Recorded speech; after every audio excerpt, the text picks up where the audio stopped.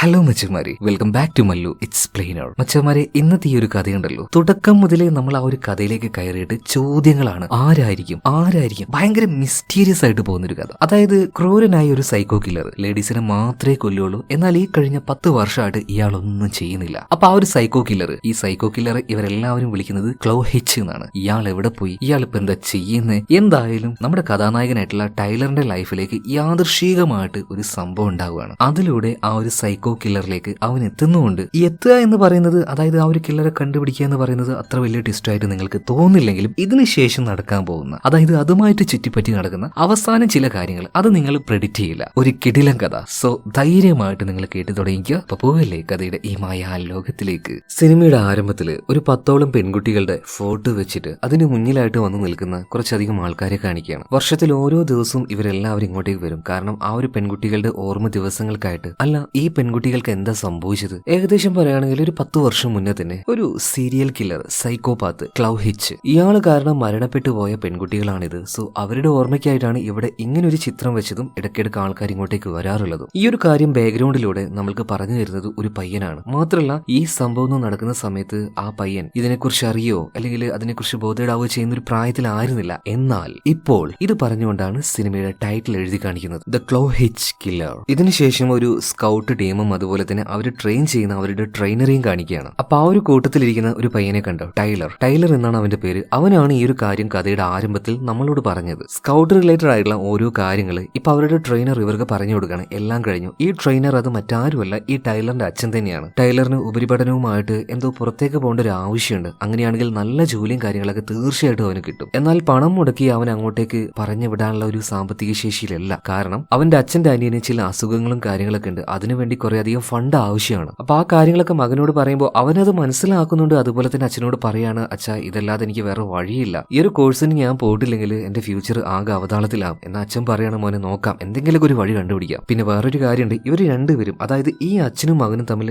അവരുടെ ഇടയിൽ ഭയങ്കരമായിട്ടുള്ള ഒരു ബോണ്ടാണ്. അതായത് അണ്ടർസ്റ്റാൻഡിംഗ് എന്നൊക്കെ പറയില്ലേ, അതുപോലെ. എന്തായാലും രാത്രിയായ സമയത്ത് ഈ ടൈലറിന് ഒരു പെൺകുട്ടിയുമായിട്ട് ഭയങ്കര ഇഷ്ടമാണ് കേട്ടോ. അപ്പൊ നൈസായിട്ട് അവന്റെ അച്ഛന്റെ കാർ എടുത്തുകൊണ്ട് നേരെ പെൺകുട്ടിയുടെ വീട്ടിലേക്ക് പോയിട്ട് അവളെ കൂട്ടിയിട്ട് ആരും ഇല്ലാത്തൊരു സ്ഥലത്തേക്ക് പോവാണ്. ഇവരുടെ ഇടയിൽ ആ ഒരു പ്രണയം കാര്യങ്ങളൊക്കെ തുടങ്ങിയിട്ട് കുറച്ച് ദിവസമായി. എന്നിരുന്നാലും ഒരു ഡേറ്റിങ്ങിനൊക്കെ പോകുന്നത് ഇതാദ്യമായിട്ടാണ്. സോ അവിടെ ഇരുന്നുകൊണ്ട് രണ്ടുപേരും ചെറുതായിട്ടൊന്ന് റൊമാൻറ്റിക് ആയിട്ട് വരുന്ന സമയത്ത് ഈ പെൺകുട്ടിക്ക് ഈ വാഹനത്തിൽ നിന്ന് ഒരു ഫോട്ടോ കിട്ടുകയാണ്. ആ ഫോട്ടോ കണ്ട് അവൾ ആകെ ഭയന്ന് പോവാണ്. അവളുടെ കണ്ണുകൾക്ക് അത് വിശ്വസിക്കാൻ പറ്റിയില്ല. കാരണം ആ ഫോട്ടോയിൽ വളരെ ക്രൂരമായ രീതിയിൽ കെട്ടിയിട്ടിരിക്കുന്ന ഒരു പെൺകുട്ടി അവളെ ടോർച്ചർ ചെയ്യുന്ന ആ രീതിയിലുള്ള ഒരു ഫോട്ടോ ആയിരുന്നു അത്. ഇത് കണ്ടപ്പോൾ തന്നെ ആ ഒരു പെൺകുട്ടി ആകെ ഞെട്ടിപ്പോയി. അതുപോലെ തന്നെ ഇപ്പൊ ടൈലറിനോട് ചോദിക്കുകയാണ്, ഇത് ചെയ്ത നീയാണോ? നീ എന്നെ ഇതുപോലെ ചെയ്യാനാണോ ഇങ്ങോട്ടേക്ക് കൊണ്ടുവന്നത്? ഇപ്പൊ ടൈലർ പറയണത്, എടോ നീ എന്തൊക്കെയായി പറയുന്നത്? എനിക്കറിയില്ല. പിന്നെ നിനക്കറിയാതെ ഇത് നിന്റെ വണ്ടിയല്ലേ, നിന്റെ വണ്ടിയിൽ നിന്ന് കിട്ടിയ ഫോട്ടോ ആണിത്. ഇപ്പൊ ടൈലർ എന്തെങ്കിലും പറയാൻ കഴിയോ? അവന്റെ അച്ഛന്റെ വണ്ടിയാണിത്. ഒന്നും മിണ്ടാതെ അവനങ്ങനെ ഇരിക്കുകയാണ്. ഇതേ സമയത്ത് ആ ഒരു പെൺകുട്ടി പറയുന്നുണ്ട്, എന്നെ വേഗം എന്റെ വീട്ടിലേക്ക് കൊണ്ടാക്കിയതാണ്. സോ ഒന്നും മിണ്ടാതെ തന്നെ ടൈലർ ഇപ്പോൾ അവൾ ആ ഒരു വീട്ടിലേക്ക് ആക്കി കൊടുക്കുകയാണ്. എന്നാൽ ഇതിനുശേഷം അച്ഛനോട് ഈ ഒരു കാര്യമൊക്കെ ചോദിക്കണം എന്ന് അവനുണ്ട്. എന്നാൽ ഉള്ളിലൊരു ഭയമുണ്ട്. മാത്രമല്ല, അച്ഛൻ അങ്ങനെ സംശയിക്കാൻ മാത്രം അവന് പറ്റില്ല. കാരണം അത്രയും നല്ലൊരു മനുഷ്യനാണ്. അതായത് ഇവിടെ മെയിൻ ആയിട്ട് ഒരു ചർച്ച് ഉണ്ട്. ആ ചർച്ചിന്റെ കീഴിൽ നിന്നുകൊണ്ട് ഒരുപാട് സഹായങ്ങളൊക്കെ ചെയ്യുന്ന ആൾക്കാരൊക്കെ ഉണ്ടാവില്ലേ. സോ അങ്ങനെ ഒരുപാട് സഹായങ്ങൾ ഒരു പൈസയും മേടിക്കാതെ ചെയ്യുന്നതിൽ ഒരാളാണ് ഇവന്റെ അച്ഛൻ. അതുപോലെ തന്നെ കുടുംബത്തിൽ എല്ലാവരോടും ഭയങ്കര സ്നേഹമാണ്. കുടുംബത്തിനെ നന്നായിട്ട് നോക്കുന്നുണ്ട്. വയ്യാതെ കിടക്കുന്ന അച്ഛന്റെ അനിയനെ വരെ എത്ര നല്ല രീതിയിൽ അദ്ദേഹം നോക്കുന്നത്. ആ മനുഷ്യൻ എങ്ങനെയാണ് ഞാൻ സംശയിക്കാവുന്ന രീതിയിൽ ടൈലറിന്റെ ഉള്ളിലും ഒരുപാട് എന്തൊക്കെയോ ഒരു വിഷമങ്ങൾ. അതുപോലെ ഇതൊരു ചെറിയ പ്രദേശമാണ്. എല്ലാവരും ഒരേ മതവിശ്വാസികൾ തന്നെയാണ്. എല്ലാവരുടെയും ആ ഒരു ഒത്തുചേരൽ സ്ഥലം എന്നൊക്കെ പറയുന്നത് അവിടുത്തെ ഒരു ചർച്ചയാണ്. ഇപ്പൊ അവിടെ നമ്മുടെ ടൈലർ ഉണ്ട്. ഇപ്പൊ അവനെ കാണാനായിട്ട് അവന്റെ ഒരു സുഹൃത്ത് അങ്ങോട്ടേക്ക് വന്നിരിക്കുകയാണ്. അവന്റെ പേര് ബില്ലി എന്നാണ്. ബില്ലി ഇങ്ങോട്ടേക്ക് വന്നിട്ട് നമ്മുടെ ഈ ഒരു ടൈലറിനോട് ഒരു കാര്യം കാണിച്ചു കൊടുക്കണം. ദാ ആ ഇരിക്കുന്ന ഒരു പെൺകുട്ടിയെ കണ്ടോ, കാസി എന്ന അവളുടെ പേര്. അവൾ അങ്ങനെ എല്ലാവരോടും സംസാരിക്കൊന്നുമില്ല. പ്രത്യേകിച്ചും അവൾക്ക് ദൈവത്തിൽ ഒട്ടും വിശ്വാസമില്ല. ഇവരുടെ ഈ നാട്ടുകാർക്കൊക്കെ ഭയങ്കര ദൈവവിശ്വാസികളാണ്. നമുക്ക് എന്തായാലും അവളൊന്ന് ഒതുക്കണ്ടെന്നൊക്കെ ബില്ലി ചോദിക്കുമ്പോൾ ഇപ്പൊ ടൈലർ പറയാണ്, ഒന്ന് പോയടാന്ന് ഒഴിവാക്കിയേക്ക്. ടൈലർ ഇത് വലിയ കാര്യമായിട്ടൊന്നും എടുക്കാത്തതിന് കാരണം അവൻ ഓൾറെഡി അവന്റെ മൈൻഡിൽ വലിയൊരു പ്രശ്നമുണ്ട്. എന്തായാലും ആകെ ആ ഒരു ആശയക്കുഴപ്പത്തിൽ അവൻ വീട്ടിലേക്ക് വരികയാണ്. വീട്ടിലേക്ക് വന്നു നോക്കുമ്പോൾ ഇവരുടെ വീടിന്റെ പുറത്തായിട്ട് ഒരു ചെറിയ ഷെഡ് ഉണ്ട് കേട്ടോ. അതിനുള്ളിലേക്ക് അവന്റെ അച്ഛന്റെ പേര് ഡോം എന്നാണ്. അപ്പൊ ഈ ഒരു ഡോം പോകുന്നത് അവൻ കാണുന്നുണ്ട്. അല്ല അമ്മ, അച്ഛൻ എന്തിനാണ് ഇടക്കിടക്ക് ആ ഒരു ഷെഡിലേക്ക് പോകുന്നത്? അവിടെ എന്താ പണി ചോദിക്കുമ്പോൾ അമ്മ പറയണേ, എടോ കുടുംബത്തിന്റെ ആവശ്യങ്ങൾക്കും അതുപോലെ തന്നെ നാട്ടുകാരുടെ ആവശ്യങ്ങൾക്കായിട്ട് അദ്ദേഹം ഒരുപാട് കഷ്ടപ്പെടുന്നുണ്ട്. അദ്ദേഹത്തിന് വേണ്ടിയിട്ട് എന്തെങ്കിലുമൊക്കെ ചെയ്തോട്ടെ. അദ്ദേഹത്തിന്റെ എന്തെങ്കിലും ഹോബി ആയിരിക്കും, വെറുതെ അതില് കൈകടത്താൻ നിൽക്കണ്ട. അങ്ങനെ സംസാരിച്ചു നോക്കുമ്പോൾ പെട്ടെന്ന് അവനൊരു മെസ്സേജ് വരികയാണ്. അവന്റെ വേറെയും കൂട്ടുകാർ അവനെ വിളിക്കാൻ ശ്രമിക്കുകയാണ്. പെട്ടെന്ന് കോൾ എടുത്ത് നോക്കുമ്പോൾ സമയത്ത് ബില്ലി ഒരു കാര്യം പറയണടാ, ആകെ പ്രശ്നമായിട്ടുണ്ട്. നിന്റെ ആ ഒരു ഗേൾ ഫ്രണ്ട് ഉണ്ടല്ലോ ആമി, അവള് വന്നിട്ട് സ്കൂളിൽ എന്തൊക്കെയാ പറഞ്ഞു നടക്കുന്ന പറയുന്നറിയോ, നീ ഒരു സൈക്കോയാണ്, ആ രീതിയിലുള്ള ഫോട്ടോയ്ക്കാണ് നീ നോക്കി നിൽക്കാൻ. എല്ലാവരും ഇത് അറിഞ്ഞിട്ടുണ്ട്. ആകെ ടെൻഷനായിട്ട് നേരെ സ്കൂളിലേക്ക് എത്തി നോക്കുമ്പോൾ എല്ലാവരും ഈ ഒരു കാര്യം അറിഞ്ഞു. ആമിയുടെ അടുത്തേക്ക് നമ്മുടെ ടൈലർ ചെന്നിട്ട് ചോദിക്കുകയാണ്, എന്തിനാ നീ ഇങ്ങനെയൊക്കെ പറഞ്ഞു നടക്കുന്നത്? ഞാൻ പറഞ്ഞല്ലോ അത് എന്റെ അല്ലാന്ന്. ഇപ്പൊ ആമി പറയാണ്, അത് പിന്നെ ഞാൻ ഒരാൾക്ക് മാത്രമേ പറഞ്ഞുള്ളൂ, അത് ബാക്കിയുള്ള എല്ലാവരും അറിഞ്ഞത് അത് ഞാൻ അറിഞ്ഞുകൊണ്ടൊന്നുമല്ല. ഒരുമാതിരി ഒരു അഹങ്കാരത്തിൽ അവള് സംസാരിക്കുകയാണ്. ഇപ്പൊ ടൈലർ പറയുന്നുണ്ട്, അങ്ങനെയൊന്നും അല്ലാന്ന് നീ എല്ലാവരോടും പോയി പറയാന്ന്, എനിക്ക് സൗകര്യമില്ല എന്ന് പറഞ്ഞിട്ട് അവൾ അവിടുന്ന് പോവുകയാണ്. മാത്രമല്ല ഒരുപാട് ആൾക്കാർ ഈ ഒരു കാര്യം വിശ്വസിക്കുകയും ചെയ്ത്. കൂട്ടത്തിൽ അവന്റെ കൂട്ടുകാരനായിട്ടുള്ള ബില്ലി വരെ ഉണ്ടായിരുന്നു. അപ്പൊ ഭയങ്കര ആ ഒരു സ്ട്രെസ്സിൽ അവനങ്ങ് നിൽക്കുന്ന സമയത്ത് കേസി എന്ന് പറഞ്ഞ ഒരു പെൺകുട്ടി ഉണ്ടല്ലോ, അവരോടും സംസാരിക്കാതെ ഒറ്റയ്ക്ക് അങ്ങനെ നിൽക്കുന്ന അവള്, ആ ഒരു പെൺകുട്ടി വന്ന് എന്താ പ്രശ്നം ചോദിക്കുമ്പോൾ നമ്മുടെ ടൈലർ കാര്യങ്ങളൊക്കെ പറയണം, എന്നെ കുറിച്ച് ഓരോ റൂമർ പറഞ്ഞുണ്ടാക്കുകയാണ്. ഇതേ സമയത്ത് കേസി പറയണം, ഈ നാട്ടുകാർ മുഴുവൻ അങ്ങനെ തന്നെയാണ്, ആവശ്യമില്ലാത്ത വെറുതെ ഓരോ കാര്യങ്ങൾ പറഞ്ഞു കിടക്കും എന്ന്. ഒരു ആവശ്യമില്ലാതെ ടൈലർ പറയാണ്, എനിക്ക് നിന്നെ കുറിച്ച് അറിയാം, നീ കാണിക്കുന്ന അനാവശ്യങ്ങളെ കുറിച്ചും അറിയാം. ഇതേ സമയത്ത് തന്നെ കേസി പറയണം, ആഹാ അപ്പൊ നിനക്ക് കിട്ടിയതൊന്നും പോരാല്ലേ, നിന്റെ മേലെന്തെങ്കിലും ആരോപണം വന്നാൽ അത് റൂമേഴ്സ്, എന്റെ മേലെന്തെങ്കിലും ആരോപണം പറഞ്ഞാൽ അത് സത്യമല്ലേ, ആയിക്കോട്ടെ നിനക്ക് കിട്ടേണ്ടെന്ന് പറഞ്ഞിട്ട് കേസി അവിടുന്ന് പോവാണ്. എന്നാൽ ദിവസം ചെല്ലുന്നോറും ഈ ഒരു കാര്യം കൂടുതലായിട്ട് വഷളായിട്ട് വരികയാണ്. എല്ലാവരും ഈ രീതിയിൽ ടൈലറെ കാണാൻ തുടങ്ങുകയാണ്. പിന്നീട് മാനസികമായിട്ട് ഒരു ഡിപ്രഷനിലേക്ക് തന്നെ അവൻ പോകുന്നുണ്ട്. ഇപ്പൊ അവന് രണ്ട് പ്രശ്നങ്ങളാണ്. അതായത് അവന്റെ കൂട്ടുകാർ തന്നെ അവൻ ഈ രീതിയിൽ കാണുക, അതുപോലെ തന്നെ അച്ഛന്റെ മേലുള്ള സംശയം. രണ്ടിന്റെയും കാര്യത്തിൽ ഒരു പരിഹാരം ഉണ്ടാക്കാൻ പറ്റുന്നില്ല. മാത്രമല്ല ആ ഒരു ഫോട്ടോ അതെങ്ങനെ അച്ഛന്റെ വണ്ടിയിൽ വന്നു. ആ സമയത്താണ് ഒരു കാര്യം ചെയ്യാമെന്ന് ടൈലർ തീരുമാനിക്കുന്നത്. അച്ഛൻ എപ്പോഴും പോകുന്ന അച്ഛന്റെ ആ ഒരു ഷെഡ് ഉണ്ടല്ലോ, അച്ഛനില്ലാത്ത സമയം നോക്കി അതിന്റെ ഉള്ളിലേക്ക് പോവാന്ന്. അങ്ങനെ അച്ഛനില്ലാത്തൊരു സമയം നോക്കി അതിന്റെ ഉള്ളിലേക്ക് അവൻ പോവാണ്. നോർമലായിട്ട് നോക്കുമ്പോൾ പ്രത്യേകിച്ച് ഒന്നുമില്ല, മരം മുറിക്കാനുള്ള ടൂൾസ്, ചുറ്റിക, അങ്ങനെയുള്ള കുറച്ച് കാര്യങ്ങളൊക്കെ ആയിട്ട് പ്രത്യേകിച്ചൊന്നും അവിടെ ഇല്ല, ഒരു വർക്ക്ഷോപ്പ്. എന്നാൽ തിരിച്ചു പോവാൻ നേരത്താണ് താഴെയുള്ള ഒരു പലക ഇളകുന്നതായിട്ട് അവൻ കാണുന്നത്. ചുമ്മാ ഒരു കൗതുകത്തിന് അത് മാറ്റി നോക്കിയപ്പോൾ അതിനടിയിലായിട്ട് ചെറിയൊരു ബോക്സ് കാണുക. ആ ബോക്സ് തുറന്ന സമയത്ത് ശരിക്കും അവൻ ഞെട്ടിപ്പോയി കേട്ടോ. കാരണം അഡൽറ്റഡ് ആയിട്ടുള്ള മാസികകൾ, അങ്ങനെയുള്ള ചിത്രങ്ങളും വൃത്തിയായിട്ട ചിത്രങ്ങളും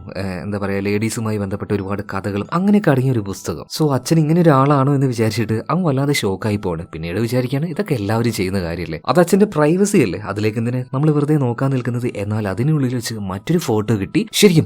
ശരിക്കും അപ്പോഴാണ് അവൻ ഞെട്ടിയത്. വിശ്വസിക്കാൻ പറ്റിയില്ല. കാരണം എന്താ വെച്ചാല് അത് എവിടെന്നെങ്കിലും കൊണ്ടുവന്നത് ഒരു മാഗസീനിൽ മുറിച്ചെടുത്തൊരു ഫോട്ടോ ആയിരുന്നില്ല. ശരിക്കും ക്യാമറ കൊണ്ട് അവന്റെ അച്ഛനായിട്ട് എടുത്തൊരു ഫോട്ടോ ആയിരുന്നു. അതിലുണ്ടായിരുന്നത് ഒരു പെൺകുട്ടിയെ കെട്ടിവെച്ച് അവളെ ടോർച്ചർ ചെയ്യുന്ന രീതിയിലുള്ള ഒരു ഫോട്ടോ ആയിരുന്നു. കിട്ടിങ്ങി പോണവന് ആകെ വിറച്ചുപോയി. എന്തായാലും കുറച്ച് സമയം കഴിഞ്ഞപ്പോൾ അവന്റെ അച്ഛൻ ഡോം ഇങ്ങോട്ടേക്ക് വരുന്നുണ്ട്. വന്നപ്പോ തന്നെ ആ ഷെഡിന്റെ ആ ഒരു ലോക്ക് ഉണ്ടല്ലോ, അതിലേക്ക് നോക്കിയപ്പോൾ മനസ്സിലായി ആരും ഒരാൾ ഇതിന്റെ ഉള്ളിൽ കയറിയിട്ടുണ്ട് എന്ന്. അതുപോലെ തന്നെ ടൈലറിന് നോക്കുകയാണെങ്കിൽ അവനൊരു ഫോട്ടോ കിട്ടിയെന്ന് പറഞ്ഞില്ലേ, ആ ഒരു ഫോട്ടോ അവൻ സെർച്ച് ചെയ്തപ്പോൾ അവരുടെ പേര് നോറ എന്നാണ്. മാത്രമല്ല 10 വർഷങ്ങൾക്ക് മുന്നേ മരണപ്പെട്ട കുറച്ച് പെൺകുട്ടികളുണ്ടല്ലോ, ആ ലിസ്റ്റിൽ ഈ ഒരു നോറ എന്ന് പറഞ്ഞ പെൺകുട്ടി ഉണ്ടായിരുന്നു. അതായത് ക്ലോ ഹിച്ച് എന്ന ഒരു സൈക്കോ കില്ലർ കാരണം മരണപ്പെട്ട പെൺകുട്ടിയാണിത്. ഈ ഒരു കാര്യമെല്ലാം അറിഞ്ഞ് വല്ലാതെ ഷോക്കായി നിൽക്കുമ്പോഴാണ് അങ്ങോട്ടേക്ക് അവന്റെ അമ്മ വരുന്നത്. അമ്മ വന്ന പാടെ പെട്ടെന്ന് ആ ഒരു ലാപ്ടോപ്പ് അവൻ ക്ലോസ് ചെയ്യുന്നുണ്ട്. അപ്പൊ അമ്മ കരുതി എന്തോ വൃത്തികെട്ട കാര്യങ്ങൾ കാണുകയാണെന്ന്. അതുകൊണ്ട് തന്നെ അച്ഛനോട് കാര്യങ്ങൾ പറയുന്നുണ്ട്. പിറ്റേ ദിവസം രാവിലെ ആയപ്പോൾ ഇതേ ഷെഡിലേക്ക് തന്നെ അവന്റെ അച്ഛൻ അവനെ വിളിച്ചു വരുത്താണ്. മോനെ, ഈ പ്രായത്തിൽ ഇതൊക്കെ നോർമലാണ്, നമ്മുടെ മൈൻഡിൽ അങ്ങനത്തെ ചിന്തകളൊക്കെ വരും, പക്ഷേ അതിൽ നിന്നെല്ലാം പരമാവധി അകന്നു നിൽക്കാൻ വേണ്ടി ശ്രമിക്കുക. ഏറ്റവും നല്ല രീതിയിൽ,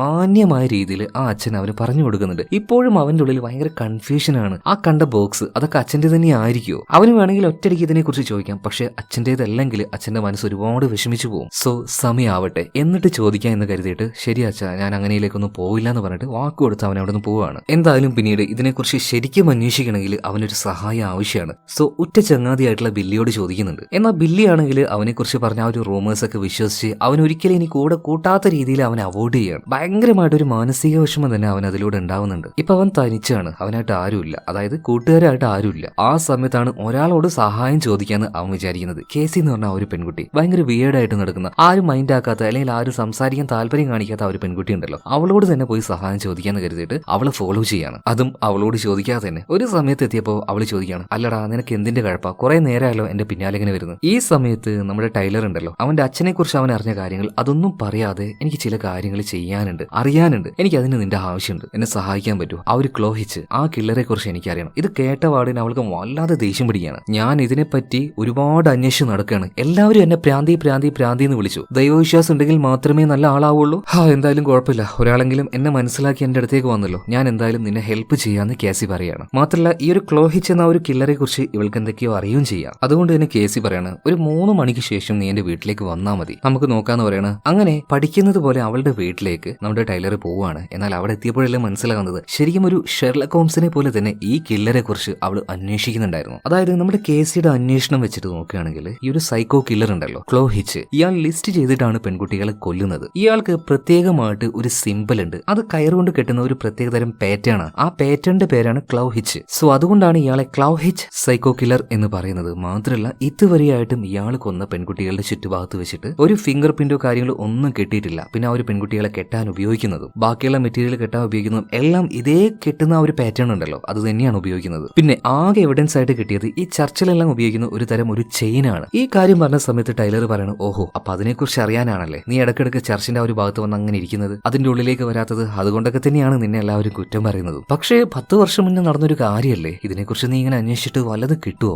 മാത്രല്ല ആ ഒരു സൈക്കോ ആണെങ്കിൽ ഇപ്പൊ കൊലപാതകം നിർത്തിയിട്ടുണ്ട്. കഴിഞ്ഞ 10 വർഷമായിട്ട് ഒന്നും നടന്നിട്ടില്ലല്ലോ. ഇതേ സമയത്ത് കേസി പറയാണ് ഈ സൈക്കോ കില്ലേഴ്സിന്റെ മെന്റാലിറ്റി വെച്ച് അവർക്കത് ചെയ്യാൻ തുടങ്ങി കഴിഞ്ഞാൽ ചെയ്തുകൊണ്ടേയിരിക്കണം. ചിലപ്പോ നമ്മുടെ ഈ ഒരു നാട്ടിൽ ചെയ്യുന്നുണ്ടാവില്ല, എന്നാൽ വേറൊരു നാട്ടിൽ പോയിട്ട് അവരത് ചെയ്യുന്നുണ്ടെങ്കിലോ നമുക്കത് കണ്ടുപിടിക്കണം എന്ന് പറയണം. ഓക്കെ കോഡ് നിൽക്കുമെന്ന് ഇപ്പൊ ടൈലറും പറയാണ്. ഇതിനുശേഷം ടൈലർ വീട്ടിലേക്ക് ചെല്ലുന്നുണ്ട്. ഈ ഒരു കില്ലറെ കുറിച്ച് അറിയണമെങ്കിൽ അവന്റെ അച്ഛന്റെ പിന്നിൽ ആ ഒരു രഹസ്യം അറിയണമെങ്കിൽ ഒരുപാട് സമയം ഇവിടുന്ന് മാറി നിൽക്കണം, അതായത് കേസിയുടെ കൂടെ നടക്കണം. അതുകൊണ്ട് തന്നെ വീട്ടിൽ എല്ലാവരും ഉള്ള സമയത്ത് അമ്മയോടും അച്ഛനോടൊക്കെ ഒരു നുണ പറയണം. അതായത് ചർച്ചിന്റെ കീഴിൽ വെച്ച് ചെറിയൊരു പ്രോഗ്രാം നടത്തുന്നുണ്ട്, ബാക്കിയുള്ള ആൾക്കാരെ ഹെൽപ്പ് ചെയ്യണം എന്നുള്ള രീതിയിൽ. ഞങ്ങളെ യൂത്തിന്റെ ഇടയിൽ നടക്കുന്ന ഒരു പരിപാടിയാണ്, അപ്പൊ അതിനുവേണ്ടി പോകും, ഞാൻ വൈകുന്നേരം വരുള്ളൂ. ഓക്കെ കുഴപ്പമൊന്നുമില്ല, പക്ഷേ ഫാമിലിയുടെ കൂടെ അതിന്റേതായ രീതിയിൽ ടൈം സ്പെൻഡ് ചെയ്യാൻ വേണ്ടി നോക്കണമെന്ന് അവന്റെ അച്ഛനും അമ്മയും പറയാണ്. പിന്നീട് കുഴപ്പമൊന്നുമില്ലാതെ കേസിയുടെ കൂടെ ഓരോ കാര്യങ്ങൾ അന്വേഷിച്ച് അങ്ങനെ ഓരോ ദിവസങ്ങളായിട്ട് മുന്നോട്ടേക്ക് പോവാണ്. പിടിക്കപ്പെടില്ല എന്ന് കരുതിയെങ്കിലും അവസാനം അവന്റെ അച്ഛൻ അതായത് ഡൂം തന്നെ ഈ ഒരു കാര്യം കാണുകയാണ്. ബാക്കിയുള്ള കുട്ടികളെ ട്യൂഷൻ എടുക്കാനോ അങ്ങനെയുള്ള കാര്യത്തിനൊന്നും അല്ല പോകുന്നത്, ഏതൊരു പെൺകുട്ടിയുടെ കൂടെ ചുറ്റാണെന്ന് മനസ്സിലായി അവന്റെ അടുത്തേക്ക് വന്നിട്ട് നോർമലായിട്ട് മാന്യമായിട്ട് തന്നെ അവന്റെ അച്ഛൻ പറയണം, മോനെ എന്തിനാ നുണ പറയുന്നത്, സത്യം പറഞ്ഞാൽ പോരായിരുന്നു, നിനക്ക് ആ ഒരു പെൺകുട്ടി ഇഷ്ടമാണോ, നിനക്കൊരു പെൺകുട്ടി ഇഷ്ടമാണെന്ന് പറഞ്ഞാൽ തന്നെ എനിക്ക് എന്തോ വലിയൊരു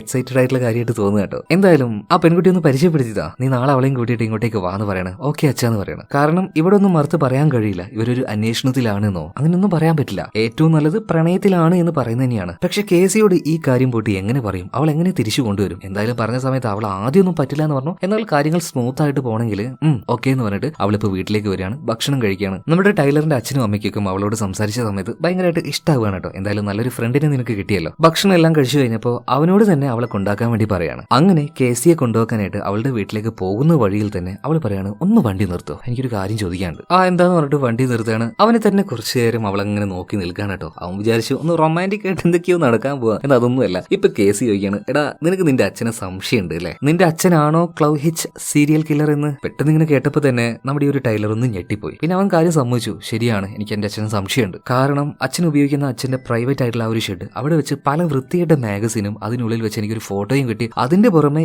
ഈ വാഹനം അത് അച്ഛന്റെയാണ്. ഇതൊന്നും അതുപോലെ ഒരു ഫോട്ടോ കിട്ടി. ആ സമയത്ത് എന്റെ കൂടെ ആമ ഉണ്ടായിരുന്നു, അവളാണ് ഈ കാര്യങ്ങളൊക്കെ പിന്നീട് പറഞ്ഞു നടന്നതും എനിക്ക് ഇങ്ങനെ ഒരു പ്രശ്നങ്ങൾ വന്നതും. ഈ സമയത്ത് കേസി പറയാണ്, എടോ ഈ സീരിയൽ കില്ലേഴ്സിനെ കുറിച്ച് കുറെ കാലമായിട്ട് ഞാൻ പഠിച്ചുകൊണ്ടിരിക്കുകയാണ്, അവർക്കൊരു പ്രത്യേക നേച്ചർ ഉണ്ട്, എന്നാൽ അതുപോലെയൊന്നുമല്ല നിന്റെ അച്ഛൻ. എത്ര ഫ്രണ്ട്ലി ആണ്, നിങ്ങളുടെ കുടുംബത്തെ എത്ര നല്ല രീതിയിലാണ് നോക്കുന്നത്. കുറച്ചു നേരം നിന്നപ്പോൾ തന്നെ അദ്ദേഹത്തിന്റെ ആ ഒരു ക്വാളിറ്റിയും കാര്യങ്ങളും ഞാൻ കണ്ടതാണ്. ഇത്ര നല്ല മനുഷ്യൻ ഒരിക്കലും ഒരു സീരിയൽ കില്ലർ ആവാൻ കഴിയില്ല, നിന്റെ മനസ്സിൽ വെറും ഒരു തെറ്റിദ്ധാരണയാണ്. അങ്ങനെ ഒരു മാഗസിൻ വായിച്ചു എന്ന് കരുതിയിട്ട് അദ്ദേഹം ഒരു തെറ്റുകാരനാവോ? ഓക്കെ പിന്നീടാണ് നമ്മുടെ ഈ ഒരു ടൈലറും ആലോചിക്കുന്നത്, ശരിയാണല്ലോ എന്തിന്റെ പേരിൽ അച്ഛനെ ഇങ്ങനെ സംശയിക്കുന്നത്. അങ്ങനെ ഈ ഒരു കേസ് അവള് വീട്ടിലേക്ക് കൊണ്ടാക്കിയിട്ട് ഇപ്പൊ ടൈലർ അവന്റെ വീട്ടിലേക്ക് തിരിച്ചു പോകുന്നുണ്ട്. അച്ഛൻ ഇങ്ങനെ നോക്കുമ്പോൾ അച്ഛൻ ഭയങ്കര ഹാപ്പിയാണ് അവന്റെ അനിയത്തിയുടെ കൂടെ അതുപോലെ തന്നെ അമ്മയുടെ കൂടെ. പിന്നെ ടൈലർ വന്ന സമയത്ത് അവനെയും പിടിച്ചിങ്ങനെ ഡാൻസ് കളിച്ചുകൊണ്ടിരിക്കുകയാണ്. നിങ്ങളുടെ ആരുടെയെങ്കിലും അച്ഛന്മാര് നിങ്ങളുടെ വീട്ടിലേക്ക് വന്നാൽ ഇതുപോലെ നിങ്ങളെയും പിടിച്ച് ഡാൻസ് കളിക്കും, എവിടെ എടുത്തിട്ട് കൊട്ടലായിരിക്കും. എല്ലാവരുടെ കാര്യമല്ല കേട്ടോ പറയുന്നത്, സ്വഭാവം കയ്യിലിരിപ്പ് മോശമായ ആൾക്കാരുടെ കാര്യം പറയുന്നത്. എന്തായാലും അവന്റെ മനസ്സിൽ വല്ലാത്തൊരു കനുണ്ടായിരുന്നു. എന്തായാലും അതൊക്കെ അങ്ങോട്ട് ഒഴിഞ്ഞു പോവാണ്. കുറച്ചു നേരം നല്ല രീതിയിൽ അവരുടെ കൂടെ സ്പെൻഡ് ചെയ്തിട്ട് സമാധാനമായിട്ട് പോയിട്ട് കിടന്നുറങ്ങുമ്പോൾ ജനലിന്റെ അരിയിൽ വന്നിട്ട് ഒരാളിങ്ങനെ മുട്ടുകയാണ്. പെട്ടെന്ന് നോക്കിയപ്പോൾ അവൻ ഞെട്ടിപ്പോയി, അത്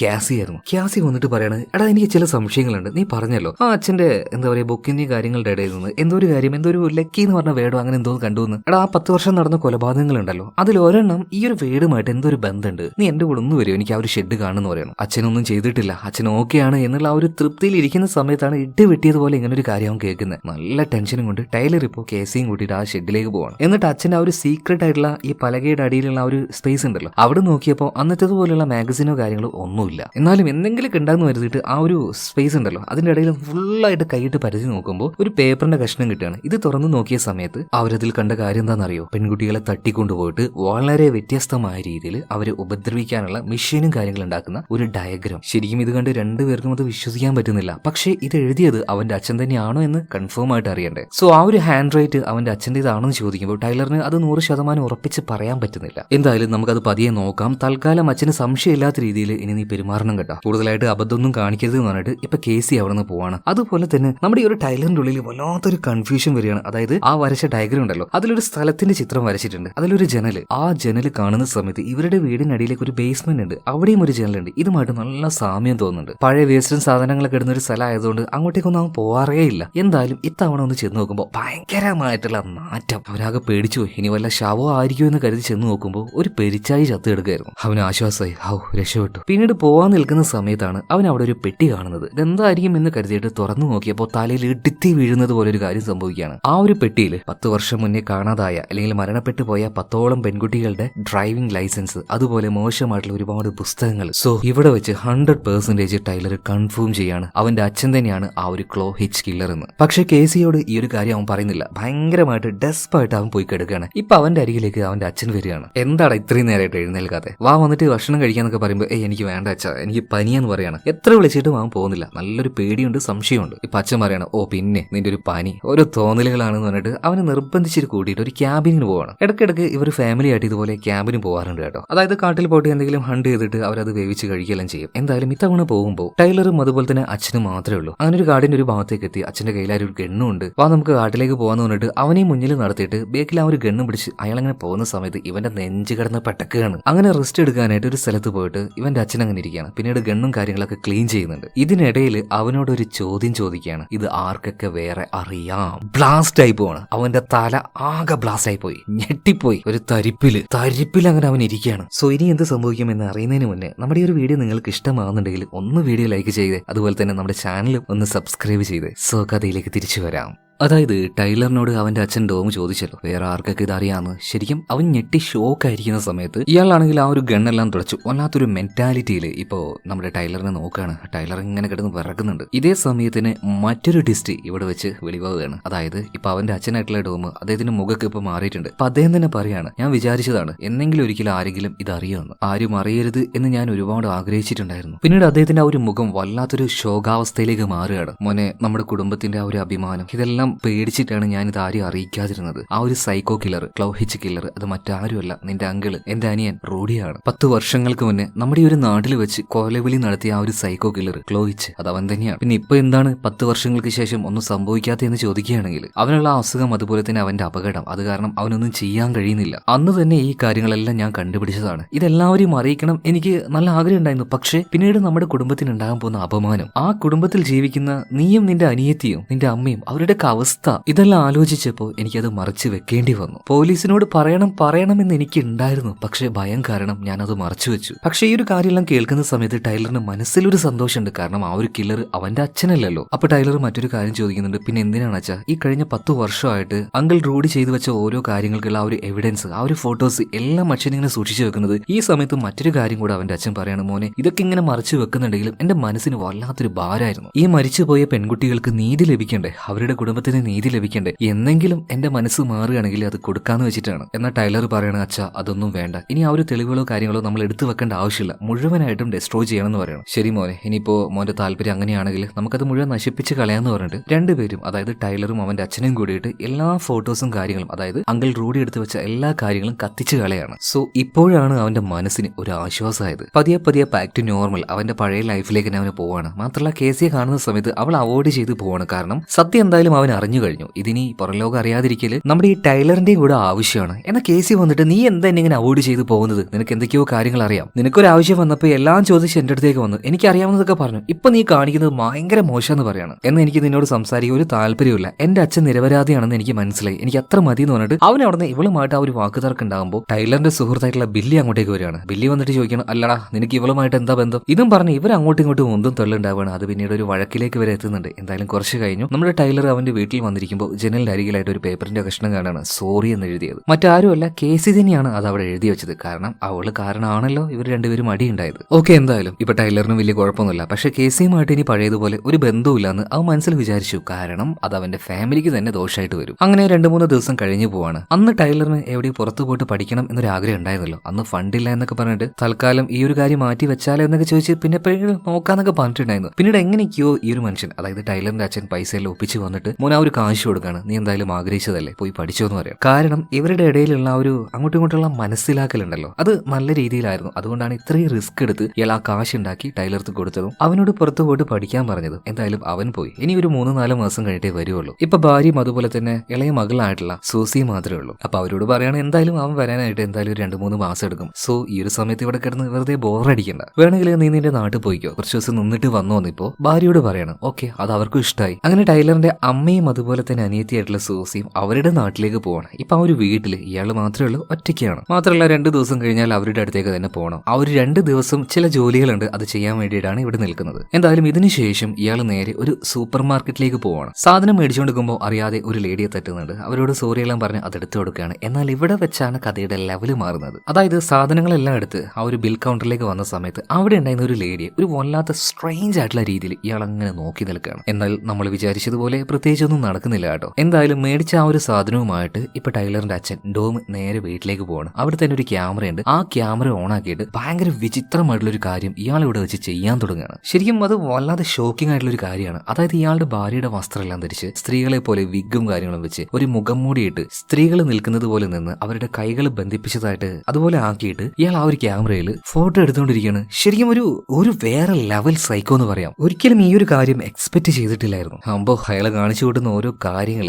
ശരിക്കും പേടിയാവും. ആ സമയത്താണ് ഒരു കോളിംഗ് ബെല്ല് കേൾക്കുന്നത്. ഇയാൾ വേഗം തന്നെ ഡ്രസ്സ് എല്ലാം പഴയതുപോലെ ആക്കിയിട്ട് പുറത്തു പോയി നോക്കി വാതിൽ തുറന്നപ്പോൾ അത് മറ്റാരും ആയിരുന്നില്ല, കാസി ആയിരുന്നു. കാസി ഇപ്പൊ നേരെ ഉള്ളിലേക്ക് വരികയാണ്. എന്താ മോളെ കാര്യം എന്നൊക്കെ ചോദിക്കുമ്പോൾ, അല്ലാച്ചാ അവനെവിടെ ടൈലർ വിളിച്ചിട്ട് കിട്ടുന്നില്ല. ഓ, അവൻ പുറത്തേക്ക് പോയത് അപ്പൊ നിന്നോട് പറഞ്ഞില്ലേ? ഇല്ല അച്ഛാ, ഞാനും അവനും ചെറിയൊരു പിണക്കത്തിലായിരുന്നു, അതുകൊണ്ട് എന്നോടൊന്നും പറഞ്ഞില്ല. എവിടെ പോയി? അവൻ പഠനത്തിനായിട്ട് പുറത്തേക്ക് പോയതാ. ഓ, അങ്ങനെയാണോ? ഇയാളുടെ കയ്യിൽ ശരിക്കും ഈ കാസി പെട്ടു എന്ന് തന്നെ പറയാം. കാരണം അതിനുള്ള പണി അവളായിട്ട് തന്നെ എടുത്തു കൊടുക്കുകയാണ്. അതായത് അവിടെ വെച്ച് ആ ഒരു ക്യാമറ കാസി കാണുകയാണ്. കാസി ഇതെന്താ ഈ ക്യാമറ എന്ന് പറഞ്ഞിട്ട് നേരെ അതിന്റെ അടുത്തേക്ക് നിന്നപ്പോ ഇപ്പോ ഈ ഒരു ഡോം തന്നെ പറയണത് ഞാൻ ഒരു ഫോട്ടോ എടുത്ത് തരട്ടെ. ഓക്കെ എന്ന് പറഞ്ഞിട്ട് അവൾ ഫോഴ്സ് ചെയ്ത് എടുക്കുകയാണ്. ഒരു ഫോട്ടോ എടുക്കുന്നുണ്ട്. അപ്പൊ തന്നെ ആ ഒരു ക്യാമറയിലൂടെ അത് പ്രിന്റ് ചെയ്ത് വരും. എന്തായാലും നീ തന്നെ ഫോട്ടോ നോക്കിയേക്ക്, ഊതിയാ മതി, ഫോട്ടോ തെളിഞ്ഞു വരുന്നു പറഞ്ഞിട്ട് അവളുടെ അടുത്തേക്ക് ഈ ഒരു ഫോട്ടോയുമായിട്ട് ഇങ്ങനെ ചെല്ലുകയാണ്. അയാളുടെ ആ ഒരു സൈക്കോ തരം അയാളുടെ ആ കണ്ണിലും നോട്ടത്തിലും ആ വായ പിടിച്ചതിൽ മനസ്സിലാവും. എന്തായാലും കാസി ചെന്നങ്ങോട്ട് ചാടി കൊടുക്കാന്ന് പറഞ്ഞില്ല, അതുപോലെ അവൾ പെട്ടു നിൽക്കുന്ന ആ ഒരു സമയത്താണ് അവൾക്കറിയില്ല അവൾ പെട്ടു എന്നിട്ടോ. ആ സമയത്താണ് അവളുടെ ഭാഗ്യം കാരണം അവളുടെ ഫോണിലേക്ക് ഒരു കോള് വരുന്നത്. വിളിച്ചത് അച്ഛനായിരുന്നു. അച്ഛൻ എവിടെയോ പോയിട്ടുണ്ടായിരുന്നു, അച്ഛൻ വന്നതാണ്. അപ്പോൾ അവളോട് വരാൻ പറഞ്ഞിട്ടുണ്ട്. സോറി അങ്കിളെ, ഞാൻ എന്തായാലും പോവുകട്ടോ, അച്ഛൻ വന്നിട്ടുണ്ട്. അങ്ങോട്ടേക്ക് പോന്നിട്ട് അവൾ ഇറങ്ങാൻ നിൽക്കുമ്പോൾ എന്തോ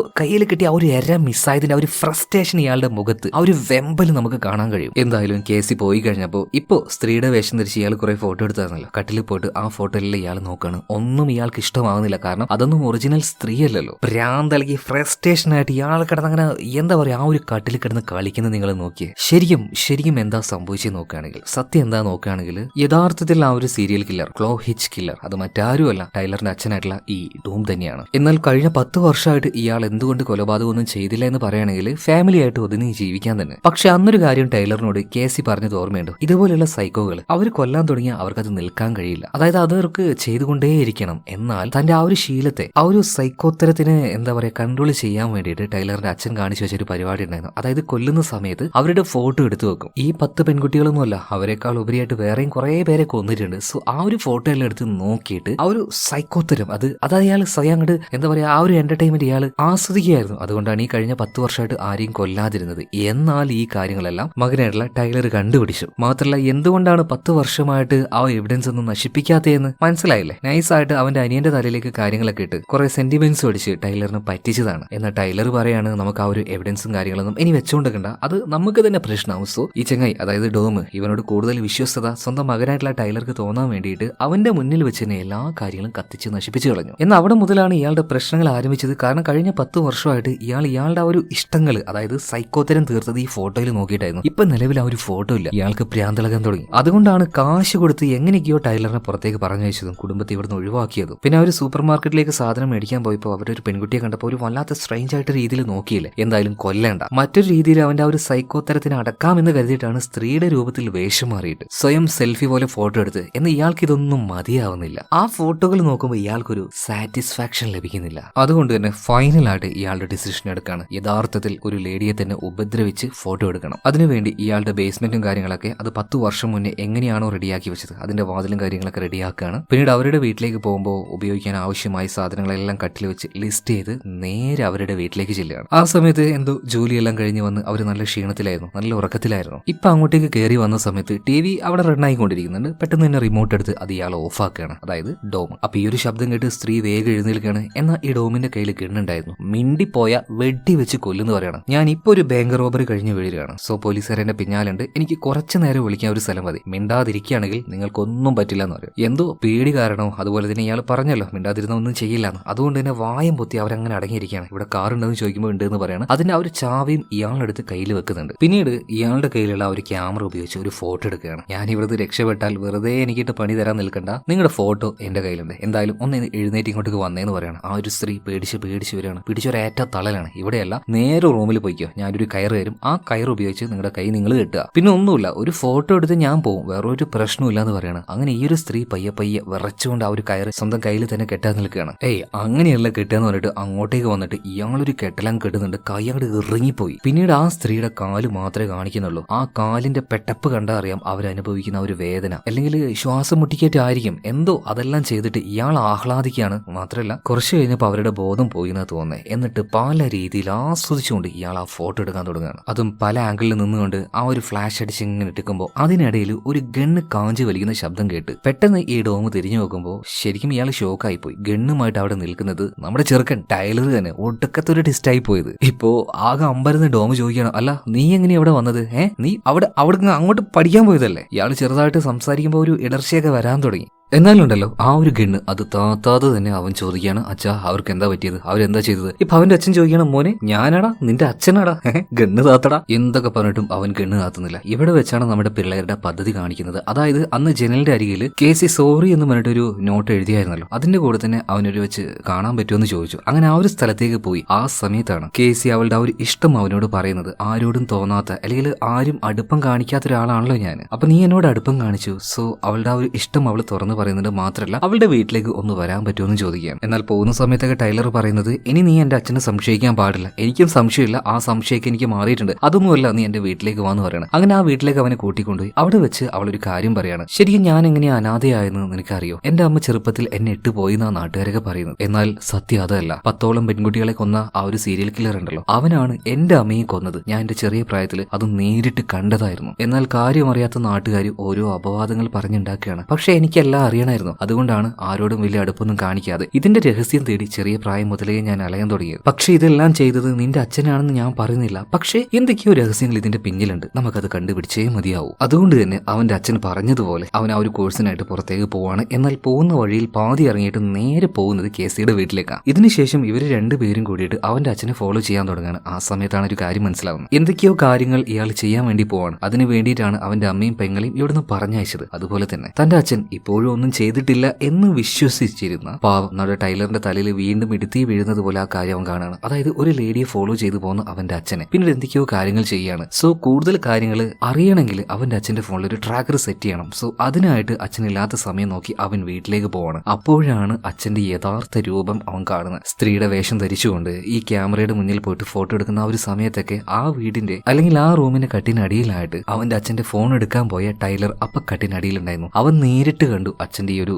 എന്താ പറയാ മാനസികമായ പ്രശ്നങ്ങൾ. ഇന്ന് അധിക നേരം അവൻ ഇവിടെ തന്നെ നിന്നാൽ കയ്യോടെ അച്ഛൻ പോകുന്ന അവന് മനസ്സിലായി. അതുകൊണ്ട് തന്നെ പെട്ടെന്ന് കേസിയോട് കാര്യം പറയണം. അതുകൊണ്ടാണ് ആ ഒരു സമയത്ത് കേസി അങ്ങോട്ടേക്ക് വന്നത്, ചുമ്മാ അയാളോട് കുറച്ചു നേരം സംസാരിച്ചുകൊണ്ടിരുന്നത്. ഈ ഒരു ഗ്യാപ്പിന് ടൈലർ പുറത്തേക്ക് പോയിട്ട് രക്ഷപ്പെട്ടു. ഇതിനുശേഷം കേസിയെ വിളിക്കുകയാണ്. അപ്പോഴാണല്ലോ കേസി അച്ഛൻ വിളിക്കുന്നതിന്റെ പുറത്തേക്ക് പോയത്. എന്തായാലും വിചാരിച്ചതുപോലെ തന്നെ അയാളുടെ ഫോണിൽ ഒരു ട്രാക്കർ സെറ്റ് ചെയ്യുകയും ചെയ്തു. പിന്നീട് എങ്ങോട്ടേക്കാണ് പോയതെന്ന് മനസ്സിലായി. അങ്ങനെയാണ് ഗണ്ണും എടുത്ത് ടൈലർ ഇങ്ങോട്ടേക്ക് വരുന്നത്. വന്ന് നോക്കുമ്പോൾ കാണുന്ന കാഴ്ച എന്താണ്? ആ ഒരു സ്ത്രീ അടിച്ചതാക്കി കെട്ടിവെച്ചിരിക്കുകയാണ്. എന്നാൽ ഇപ്പോഴും ഇയാള് നുണ പറയാണ്, മോനെ എനിക്ക് ഈ സ്ത്രീയുമായിട്ട് ഒരു അഫെയർ ഉണ്ടായിരുന്നു, നിന്റെ അമ്മയുമായിട്ട് ഇതിന്റെ പേരിൽ എപ്പോഴും വഴക്കിടും, അതുകൊണ്ടാണ് ഞാൻ അവളെ വീട്ടിലേക്ക് പറഞ്ഞയച്ചത്. പിന്നെ ഇവളുമായിട്ട് ചെറിയൊരു പ്രശ്നം ഉള്ളതുകൊണ്ട് ഇങ്ങനെയൊക്കെ ചെയ്തത്, അല്ലാതെ നീ കരുതുന്ന പോലെ അങ്ങനെയൊന്നും അല്ല. എന്നാൽ അങ്ങോട്ടേക്ക് വന്ന് ഈ സ്ത്രീയെ നോക്കിയ സമയത്ത് കേസി പറയണ അങ്ങനെയൊന്നും അല്ലാന്ന്. അപ്പൊ കേസി നോക്കി ഒറ്റ അടി കൊടുക്കണം. ആ അടിയിൽ കേസി വീണ് പോകുന്നുണ്ട്. ഇതിനുശേഷം വീണ്ടും നമ്മുടെ ടൈലറിന്റെ അടുത്തേക്ക് വന്നിട്ട് അവന്റെ അച്ഛൻ പറയണം, മോനെ ഞാൻ പറയുന്നത് കേൾക്ക്, എന്റെ കയ്യിൽ ഗണ്ണുണ്ട്, നീ മകനായതുകൊണ്ട് എനിക്ക് നിന്നെ ഷൂട്ട് ചെയ്യാനൊന്നും കഴിയില്ല, ഞാൻ ഗണ്ണ് താഴെ വെക്കുകയാണ്, നീ ഞാൻ പറയുന്നത് വിശ്വസിക്കുക. ഇതിങ്ങനെ പറഞ്ഞ് പറഞ്ഞ അവസാനം ടൈലറിനെ ഇയാൾ കൺവിൻസ് ചെയ്തു കേട്ടോ. അതിൽ പാവം ടൈലർ പെട്ടുപോയി. അവന്റെ കയ്യിലുണ്ടായിരുന്ന ആ ഒരു ഗണ്ണ് ഇപ്പോ അവന്റെ അച്ഛന് തന്നെ കൊടുക്കുകയാണ്. എന്നാൽ ഗണ്ണ് കയ്യിൽ കിട്ടിയ പാട് തന്നെ ആ തന്ത പറയാണ്, പൊന്നു മോനെ കാണിച്ചത് വലിയ മണ്ടത്തരായി പോയി. പിന്നെ ഒരു സൈക്കോ ചിരിയും ചിരിച്ച് സ്വന്തം മകനെ വെടിവെച്ച് കൊല്ലാനായിട്ട് അങ്ങോട്ട് പൊട്ടിച്ചു. പക്ഷെ ഉള്ളിന്ന് ബുള്ളറ്റ് വരുന്നില്ല. അപ്പോഴല്ലേ നമ്മുടെ ചെറുക്കന്റെ അടുത്ത പ്ലാന് കാണിക്കുന്നത്. എന്തൊക്കെയായാലും അവസാന നിമിഷത്തിലും ചിലപ്പോ അച്ഛനല്ലെങ്കിലും ഇത് എന്ന് അവനൊന്ന്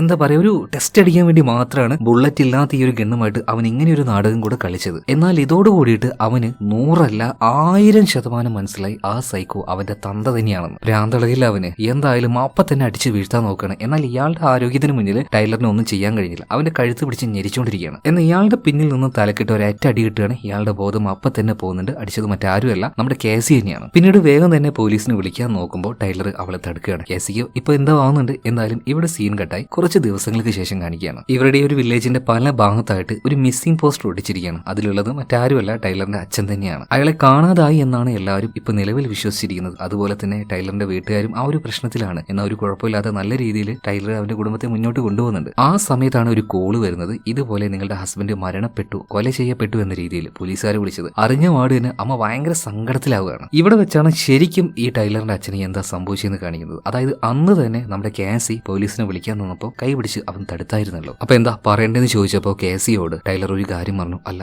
ഇങ്ങനെയൊന്നും അറിഞ്ഞു കഴിഞ്ഞാൽ എന്റെ കുടുംബത്തിന്റെ അവസ്ഥ എന്തായിരിക്കും. നുണയായിട്ടാണെങ്കിലും ടൈലറിന്റെ അടുത്ത് അവന്റെ അച്ഛൻ പറഞ്ഞ ആ ഒരു കാര്യം തന്നെ, അതായത് ഇയാളാണ് സൈക്കോ എന്ന് അറിഞ്ഞാൽ അവന്റെ അമ്മയ്ക്ക് അവന്റെ അനിയത്തിക്ക് ഇനി എന്തൊക്കെയാ ഉണ്ടാവാൻ പോവുക. ആ ഒരു സമൂഹത്തിൽ അവർ ഒറ്റപ്പെട്ടു പോയില്ലേ. അതുകൊണ്ട് ഇയാൾക്ക് കൊടുക്കേണ്ട ശിക്ഷ അത് വേറെ തന്നെയാണ്. സ്വന്തം അച്ഛനാണെന്നുള്ള ആ ഒരു പരിഗണനയൊന്നും ടൈലർ കൊടുത്തില്ല. ഇവർ രണ്ടുപേരും ബോധം കെട്ട് കിടക്കുന്ന ഈ ഡോമുമായിട്ട് നേരെ കാട്ടിലേക്ക് ചെല്ലുകയാണ്. ഇയാൾക്ക് ബോധം വന്നു. ഇവരുടെ കയ്യിൽ ഒരു ഗണ്ണുണ്ട്. പിന്നീട് അവിടെ എന്ത് സംഭവിച്ചു എന്ന് പറയണ്ടല്ലോ, കൊന്നുകളയാണ്. പിന്നീട് കുറച്ച് ദിവസത്തിന് ശേഷം പോലീസുകാർ ഇയാളുടെ ബോഡി കണ്ടുപിടിക്കുന്ന രീതിയിൽ തന്നെ ഇവരവിടെ അതിനെ ഡിസ്പോസ് ചെയ്യുന്നുണ്ട്. കാരണം അയാൾ മരിക്കേണ്ട ആള് തന്നെയാണ്. പിന്നീട് മരിച്ചു എന്ന് ആൾക്കാർക്ക് അറിയും കൂടെ വേണമല്ലോ. പക്ഷെ പബ്ലിക്കലി ഇയാളൊരു നല്ല മനുഷ്യനാണ്. ചർച്ചിന്റെ കീഴിൽ തന്നെ ഒരുപാട് ആൾക്കാർക്ക് സഹായം ചെയ്യുന്ന. അതുകൊണ്ട് തന്നെ എല്ലാവരും ആ ഒരു മരണത്തെ അല്ലെങ്കിൽ ആ മരിച്ച ആളെ ബഹുമാനിക്കുകയാണ്. ഒന്ന് പ്രസംഗിക്കാനായിട്ട് സ്റ്റേജിലേക്ക് ടൈലറിനെ വിളിക്കുന്നുണ്ട്. എന്നാൽ ടൈലർക്ക് പറയാൻ കഴിയോ സത്യം എന്താണെന്ന്, അല്ലെങ്കിൽ നുണ പറയാൻ കഴിയോ? രണ്ടിനും അവന്റെ മനസ്സ് സമ്മതിക്കുന്നില്ല. പക്ഷെ അവനൊരു കാര്യം പറയുന്നുണ്ട്. നമ്മുടെ ചുറ്റുമുള്ള ആൾക്കാർ അവരാരാണെന്നോ അവരുടെ യഥാർത്ഥ മുഖം എന്താണെന്നോ നമുക്ക് മനസ്സിലാക്കാൻ കഴിയില്ല. സോ പെട്ടെന്ന് ആരെയും വിശ്വസിക്കാൻ പാടില്ല. എന്തെങ്കിലും ഒരു പ്രശ്നം ഉണ്ടായാൽ നമ്മുടെ കൂടെ നിൽക്കാനും ആള് വേണം എന്നുള്ള ആ ഒരു കാര്യം നിങ്ങൾ എപ്പോഴും കൺഫേം ചെയ്യണം. അതിനായിട്ട് ഒരു കമ്മ്യൂണിറ്റി തന്നെ വേണം. അങ്ങനെ എന്താ പറയാ ഇൻഡയറക്റ്റ് ആയിട്ട് അവന്റെ അച്ഛനെ കുറിച്ച് തന്നെ അവൻ ചില കാര്യങ്ങൾ പറഞ്ഞ് ആ ഒരു പ്രസംഗം നടത്തുകയാണ്. സോ ഇത് കാണിച്ചുകൊണ്ട് സിനിമയും തീരുന്നുണ്ട്. അപ്പൊ എങ്ങനെ വെച്ചാൽ കഥ ഇഷ്ടമായില്ലേ? നല്ല ത്രില്ലിംഗ് ആയിരുന്നില്ലേ? തുടക്കം മുതൽ ഒടുക്കം വരെ ഒരു മിസ്റ്റീരിയസ് ആയിട്ട് പോയിട്ട്. അപ്പൊ ഇഷ്ടമായി നമ്മുടെ വീഡിയോ ലൈക്ക് ചെയ്യണം, ചാനൽ സബ്സ്ക്രൈബ് ചെയ്യണം. എന്നാൽ അടുത്ത വീഡിയോയിൽ നമുക്ക് വീണ്ടും കാണാം. Okay, by.